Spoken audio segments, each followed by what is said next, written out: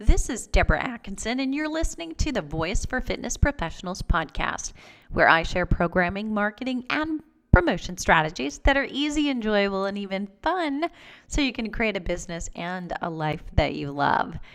The title hopefully got your attention. How to stop being so busy so you can be productive. Are you so busy right now you can't take a day off? Yet your number one wish would be to make more money from personal training. You're not alone. If you're a director, manager, or personal trainer, most likely you are doing a lot of things. You wear a lot of hats, and you're so busy you may feel like you're not even loving this career choice anymore. Before I dive in to the difference between busy and productive, this episode is brought to you by the Flipping 50 Specialist. It's the first and the only hormone balancing fitness training for personal trainers and health coaches specifically focused on working with women in perimenopause, menopause, and postmenopause. As an advanced specialist, if you choose that option, you get a listing in the trainer directory. The number one question I'm asked after a media appearance or speaking to women's groups is, how do I find trainers who know this? And the back end of your course is all about how to be productive, how to position and package services that your customers want, just like we have at Flipping 50, so that you're less busy and more productive in the marketing time that you do have. And if you're walking, you're working out, you're commuting, I've got you covered. The place you want to go is flipping50.com/specialist to see more about the two options you've got. For the first 50 of 2020, you get 50% off. So don't wait. Use certificate 50 to get that discount. So let's dive in. The questions I want to tackle are you busy and is it paying off? Or are you just overwhelmed? And here's what happens to the majority of people in any industry, but specifically in personal training. This happens so much because we get into it for the passion for exercise, the desire to share what exercise and fitness have done for us, and our joy in motion with other people. But we don't necessarily get into it for the business side of things. But busyness, B-U-S-Y-ness, is a comfort zone, because what it does is numb for us the fact that whatever we might be doing is not working. And that's kind of fear avoidance.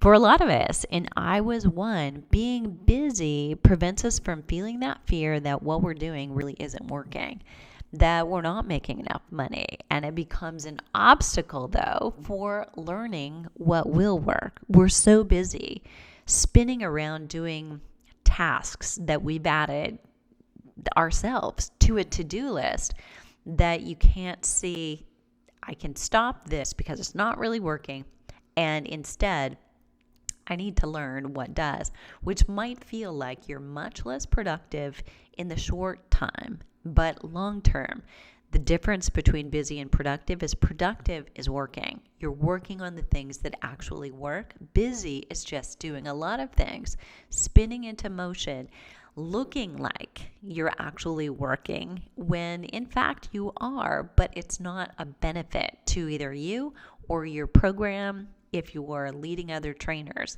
Busy is not helpful. Productive is helpful. And you really got to stop and take a breath before you can realize what is it that is the most beneficial. So you've got to not just do more of the wrong thing. If it's not working, you've been doing it for a while, you really know deep down it's not working, but it's comfortable and you're doing more of that. Even though you may find yourself saying, I'm working so hard, I've tried everything. But truthfully, you and I will probably try what's comfortable and we'll do more of what's comfortable.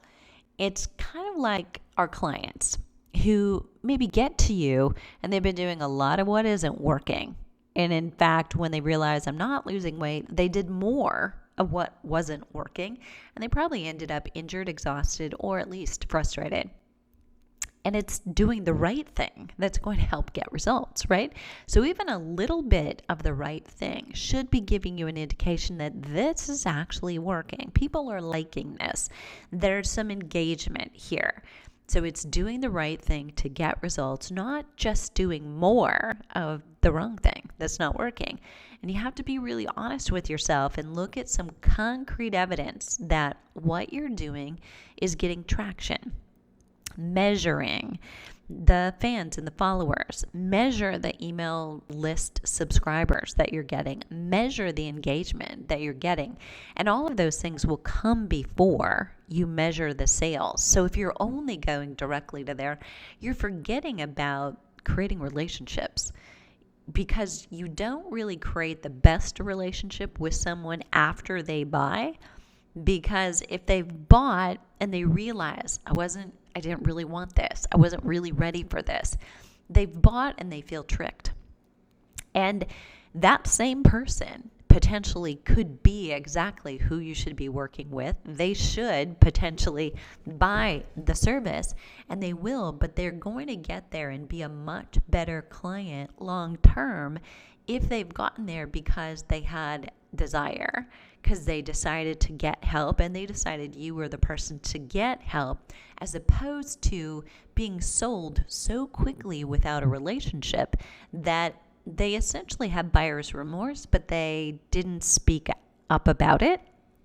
And they just probably, in that instance, if that was the situation they purchased, they can't wait to be done. And that last session, you sense it. You can tell they're not planning to renew. And you're awkward as you ask for, how do you want to proceed? You ask for the sale, and they're awkward as they say, no, well, I'm going to think about it. I think I'm going to try this on my own. You've heard that before. That's what happens on the back end. And so you're much better off building a longer term relationship and taking a little bit more time in doing it on the front end. So those quick sales are not the ideal. Some of those people, 15% of all people, make a quick decision. They've already got their mind made up before they come in that they do need personal training. They want it and they're going to get started. But 85% of people aren't there yet. And if those 85% of people are sold too soon, they're going to be those people who want their money back. They want a refund. They don't use their sessions, and they don't make you look good because they can't get results when that's them. So this is all about how do you position yourself to do the right things and do more of it in order to see more of the right clients and customers get started with you and keep themselves going. So that brings me to, are you measuring? So we've talked about the fact that you've really got to be measuring those things that you're doing that are keeping you so busy that you're really not liking life in your career right now. Measuring is the key. So you've got to take a look at how do you spend your day and break it down. And if you've not been doing that, most of us live by a calendar. We've got to know, what's our next appointment. So how many of those are actually training sessions? How much of your time is spent returning phone calls? How much of your time is spent writing a blog, planning videos, planning a podcast, planning a presentation, figuring out what are the best ways to get more people in the door, or if we're talking about to your website for a digital business, what are the things that actually do that drive people in, interested, the right people to get more of you? So if you're busy writing those blogs, your audience isn't even reading blogs. Let's say they prefer to listen to podcasts. You may need to switch gears. Don't keep yourself busy doing things that aren't working. Maybe that doesn't mean you go all in and actually do a podcast if you're not really ready to invest in that, but you do a regular Facebook Live. You start that, or you do a live stream YouTube, or you do both simultaneously with your laptop and your phone set up. You can easily do that. And that way they can watch or they can listen only as they're doing something else. And then you need to remember, if you choose to go that route, to to get yourself in front of your audience regularly, which is oh so convenient and a great choice, remember those platforms are platforms that do not belong to you.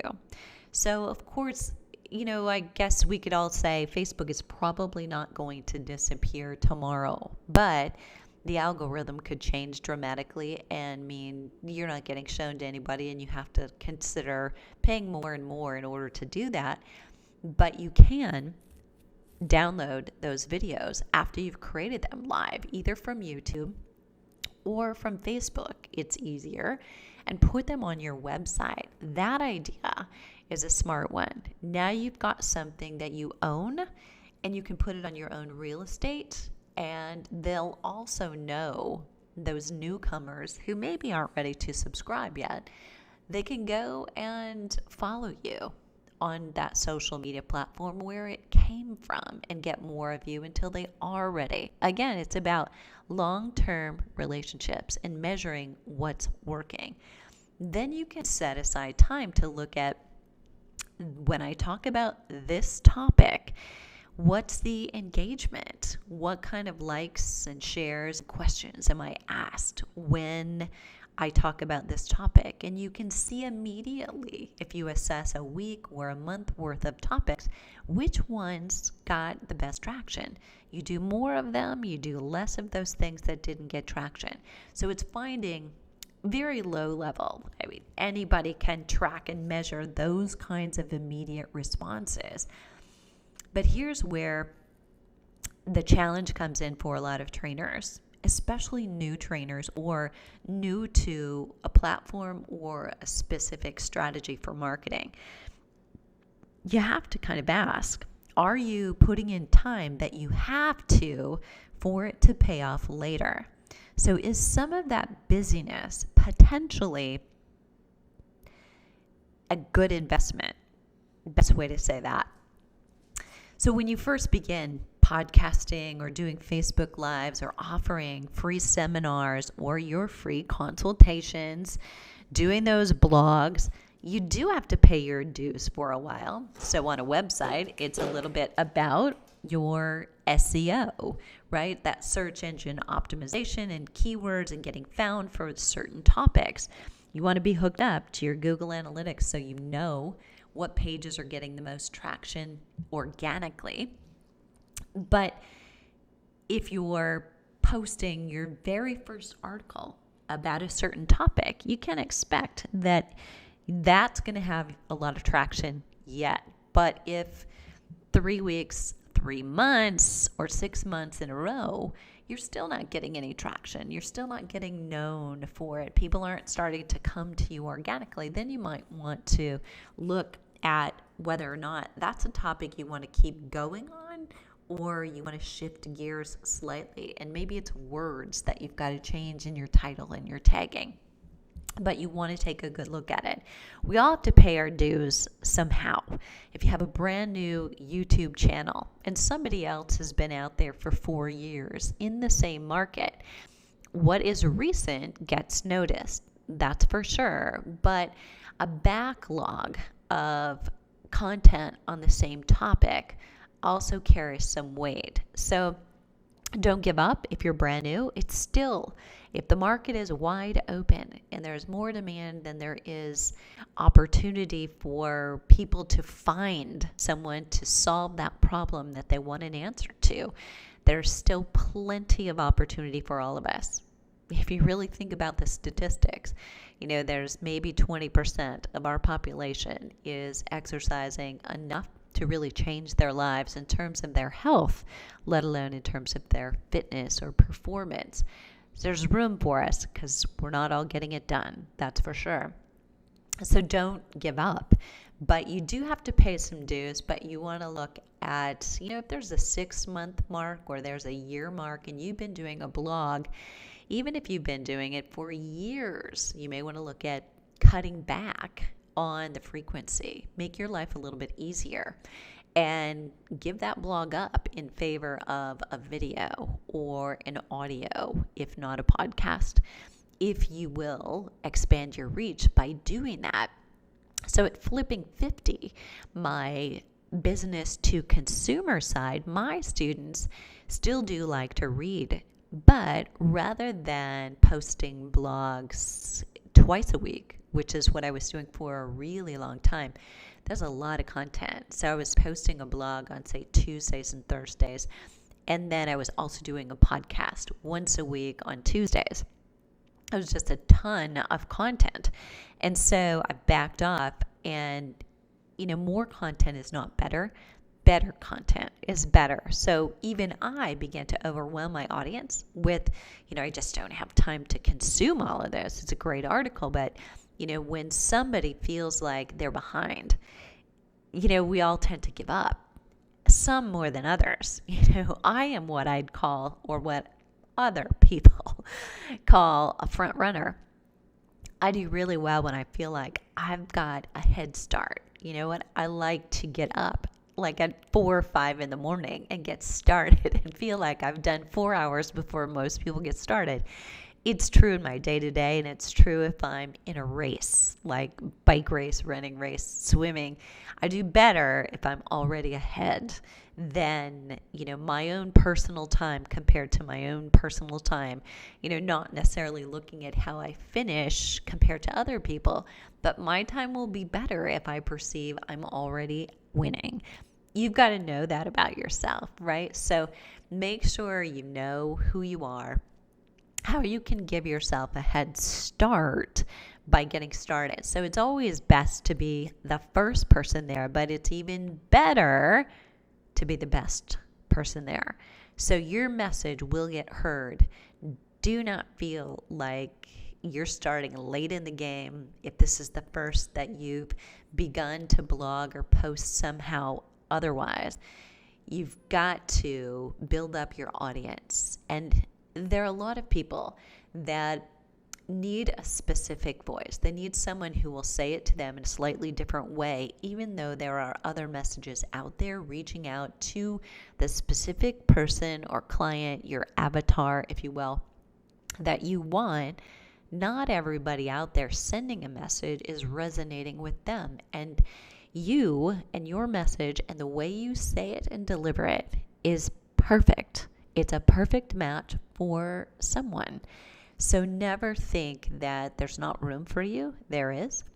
And try as much as you possibly can to be you, as opposed to being like someone else. So you can have mentors, you can have guidance and leaders coming from all different places, but no one is you. And that's really what you want to do to set yourself apart and distinguish your uniqueness and why someone would follow you. So make sure you embellish it and elaborate it. Don't shy away from being different from somebody else. So in order to be busy, just to summarize in a way that is productive, right? Look at the things you're doing on a daily and a weekly basis. Every single day of the week for 7 days in a row. Look at how you're spending your time. It's a time management practice. You probably did it in high school. If not, you did it in college, and maybe both. Go back and do it again, because now you're at a different level of life, and you want to take a look at, am I doing something that actually is productive, or would doing nothing, taking time off, creating some white space in my day actually be more productive, because it would allow me to be more creative, just to listen and to watch what else is out there, what's going on, and come back to the love and the joy that you have for this career in the first place. And what would it be that you really wanted if you were putting yourself in the shoes of your avatar? Think about that and make 2020 the year that you become more productive, less busy, and love your job again. For more information, you can learn more about the Flipping 50 specialist at Flipping 50, and that's all words spelled out, no numbers, /specialist. To take advantage of that first 50 individuals getting 50% off, use certificate 50 before they're gone. And if you choose the advanced specialist, you actually get the help on the back end with 4 months of masterminding about positioning and packaging and marketing and what's working and what's not and where you do want to be productive and not busy. Thanks so much for leaving a rating in iTunes. If you have a question, leave it below the show link at fitnessmarketingmastery.com/busy. And I would so appreciate you leaving a rating in iTunes. Check out the blog and other podcast episodes at Fitness Marketing Mastery.